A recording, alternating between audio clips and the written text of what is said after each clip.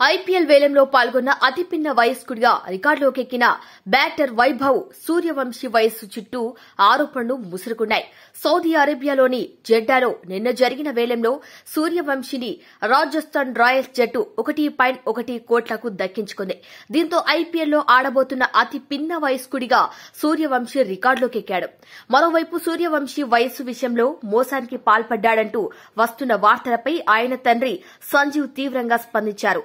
ఆరోపణలను కొట్టిపాడేసిన ఆయన తన కుమారుడికి వయసు నిర్ధారణ పరీక్ష చేసుకోవచ్చని బహిరంగంగా సవాల్ విసిరారు.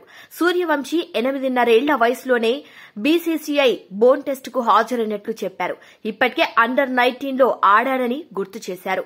ఎవరికి భయపడేదే లేదని తేల్చి చెప్పిన ఆయన కావాలంటే మరోమారు ఏజ్ టెస్టుకు హాజరయ్యేందుకు సిద్దంగా ఉన్నట్టు ప్రకటించారు.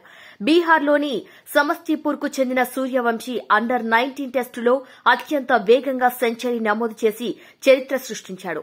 ఆస్ట్రేలియా అండర్-19 జట్టుతో గత నెలలో చెన్నైలో జరిగిన టెస్టులో ఈ ఘనత సాధించాడు. కేవలం 50 బంతుల్లోనే శతకం నమోదు చేశాడు. ఇక 12 ఏళ్ల 284 రోజుల వయసులో ఫస్ట్ క్లాస్ క్రికెట్లో అడుగుపెట్టిన సూర్యవంశీ ఆ ఘనత సాధించిన అత్యంత పిన్న వయస్కుడైన 4వ ఇండియన్ క్రికెటర్గా రికార్డు సృష్టించాడు.